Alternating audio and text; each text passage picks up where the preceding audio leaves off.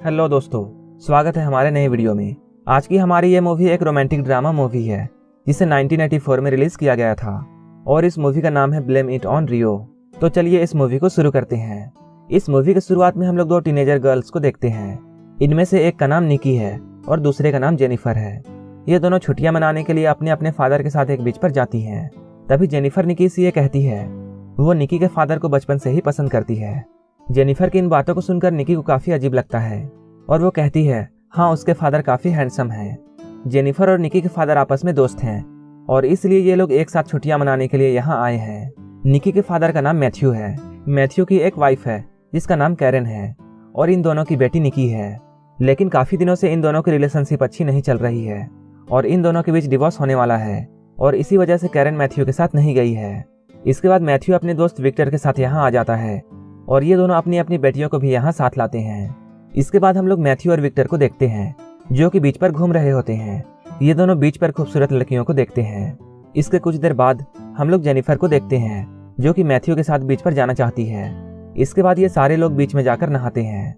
रात में विक्टर और मैथ्यू अपनी अपनी बेटियों को एक मैरिज सेरेमनी में ड्रॉप कर देते हैं। इसके बाद ये दोनों एक पब में जाते हैं। यहीं पर विक्टर को एक औरत मिल जाती है जिसका डिवोर्स हो चुका है और विक्टर उससे बातें करने लगता है। अब विक्टर को रात के लिए पार्टनर मिल चुकी है। वहीं हम लोग मैथ्यू को देखते हैं जो कि इस पब में अकेला बैठा हुआ है क्योंकि उसकी वाइफ उसके साथ नहीं है और उसे इस पब में कोई औरत भी नहीं मिली। इसके बाद वो पब से निकलता है और शादी वाले फंक्शन में पहुंच जाता है। तभी वहां पर जेनिफर आती है। जेनिफर मैथ्यू से ये कहती है कि वो उसके साथ डांस करना चाहती है। कुछ देर बाद ये लोग बीच पर चले जाते हैं और ये दोनों एक साथ कपड़े उतारकर नहाने लगते हैं। धीरे धीरे ये दोनों एक दूसरे के काफी करीब आ जाते हैं। इन दोनों को एक साथ निकी देख लेती है लेकिन वो इन्हें कुछ भी नहीं बोलती है। इसके बाद ये लोग बीच पर काफी दूर जाते हैं। जेनिफर मैथ्यू से ये कहती है कि वो बचपन से उसे पसंद करती है। मैथ्यू उससे कहता है मेरी और तुम्हारी उम्र में काफी ज्यादा फर्क है। तुम्हारी उम्र मेरी उम्र से काफी कम है और हम दोनों के उम्र में लगभग 25 साल का फर्क है। लेकिन जेनिफर मैथ्यू की कोई भी बात नहीं सुनती है और इसके बाद ये लोग यहीं पर इंटीमेट होते हैं। विक्टर भी अपने पार्टनर के साथ घूमता हुआ यहाँ पर पहुंच जाता है। जब वो मैथ्यू को यहाँ देखता है तब वो बहुत हैरान होता है। तब मैथ्यू विक्टर से ये कहता है उसे रेत पर ऐसे बैठना अच्छा लगता है। विक्टर अपनी बेटी जेनिफर के बारे में उससे पूछता है। मैथ्यू उसे झूठ बोलता है और वो कहता है जेनिफर के बारे में मुझे कोई भी जानकारी नहीं है। कुछ देर बाद जेनिफर मैथ्यू के पास आती है और ये दोनों इस रात को साथ में गुजारते हैं। सुबह होने पर मैथ्यू जब सेविंग कर रहा होता है तभी वहाँ जेनिफर आती है। मैथ्यू उसे रोकने की कोशिश करता है। इसके बाद जब ये लोग नाश्ता कर रहे होते हैं उस वक्त भी जेनिफर मैथ्यू को टच करने की कोशिश करती है। मैथ्यू जेनिफर को रोकने की काफी कोशिश करता है क्योंकि उसे डर है अगर विक्टर को ये बात पता चली तब उन दोनों की दोस्ती टूट जाएगी।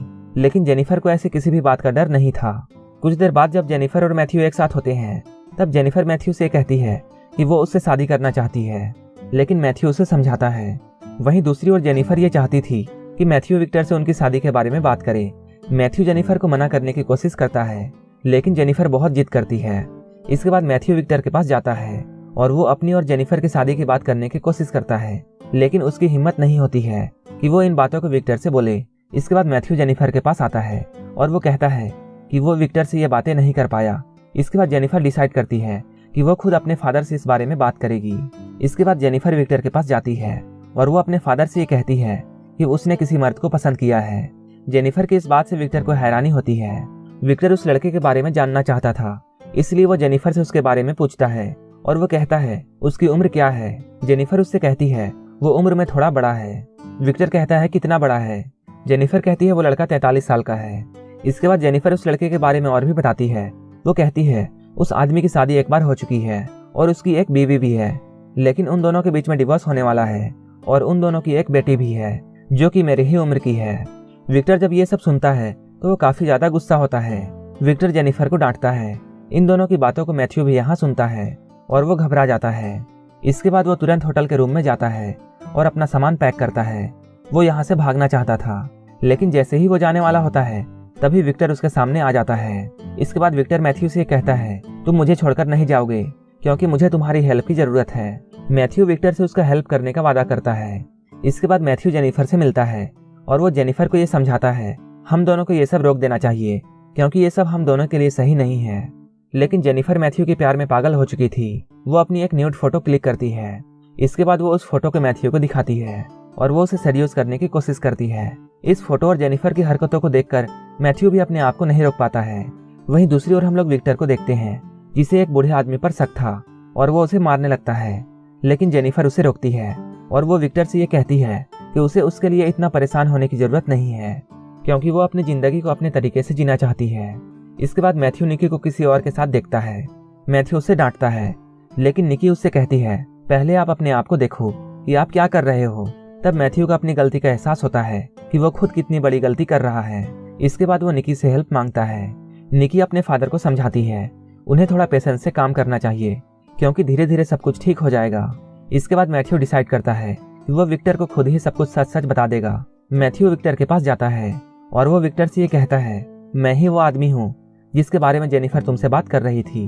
विक्टर को मैथ्यू की बात पर यकीन नहीं होता है। इसके बाद मैथ्यू उसे सब कुछ बताना शुरू करता है। उस रात जब हम दोनों पब गए थे, तब तुम्हें उस पब में एक पार्टनर मिल गई थी, लेकिन उस वक्त मेरे पास ना तो मेरी बीवी थी और ना ही कोई मुझे मिली थी। इसके बाद अचानक जेनिफर मेरे सामने आ गई और इसके बाद हम दोनों के बीच में ये सब हो गया। विक्टर मैथ्यू का बहुत अच्छा दोस्त था, इसलिए वो मैथ्यू को कुछ भी नहीं कहता है, लेकिन वो अब जेनिफर और मैथ्यू पर कड़ी नजर रखने लगता है ताकि ये दोनों आपस में नहीं मिल पाए। इसके बाद वो जेनिफर के रूम के पास जाता है और वहां भी वो गार्डिंग करने लगता है। लेकिन हम लोग मैथ्यू को देखते हैं, जो कि एक खिड़की से होते हुए जेनिफर के रूम तक पहुंच जाता है। ये दोनों यहाँ पर मिलते हैं। इसके बाद ये दोनों कार में जाते हैं और एक दूसरे के साथ इंटीमेट होते हैं। वहीं दूसरे दिन जब विक्टर मैथ्यू से मिलता है, तब इन दोनों के बीच में लड़ाई शुरू हो जाती है। विक्टर मैथ्यू से बहुत गुस्सा था और वो मैथ्यू को बुरा भला कहता है। इसके बाद विक्टर गुस्से से मैथ्यू का गला दबाने वाला होता है। तभी वहां पर कैरन आ जाती है, जो कि मैथ्यू की वाइफ है। कैरन के यहाँ आने के बाद मैथ्यू उसे भी सब कुछ सच बताता है और वो कहता है, मैंने तुम्हें चीट किया है। मैं अपने उम्र से 25 साल कम उम्र की लड़की से प्यार करता हूँ।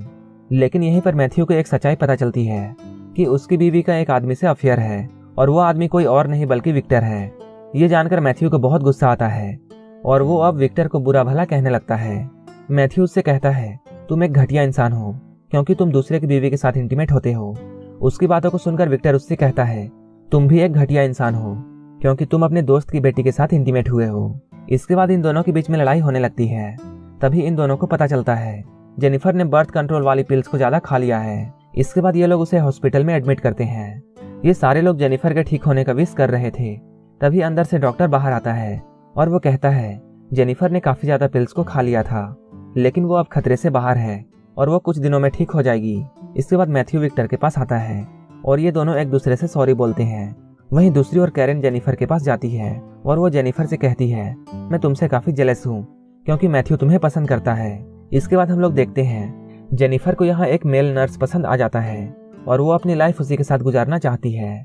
और अब जेनिफर यहीं रह जाती है और बाकी सारे लोग यहाँ से वापस आ जाते हैं और यहीं पर यह मूवी खत्म हो जाती है। अगर आपको ये मूवी अच्छी लगी हो तो एक लाइक जरूर कर देना और ऐसे ही मूवीज के लिए मेरे चैनल को जरूर सब्सक्राइब कर लेना। तो मिलते हैं हमारे नेक्स्ट वीडियो में।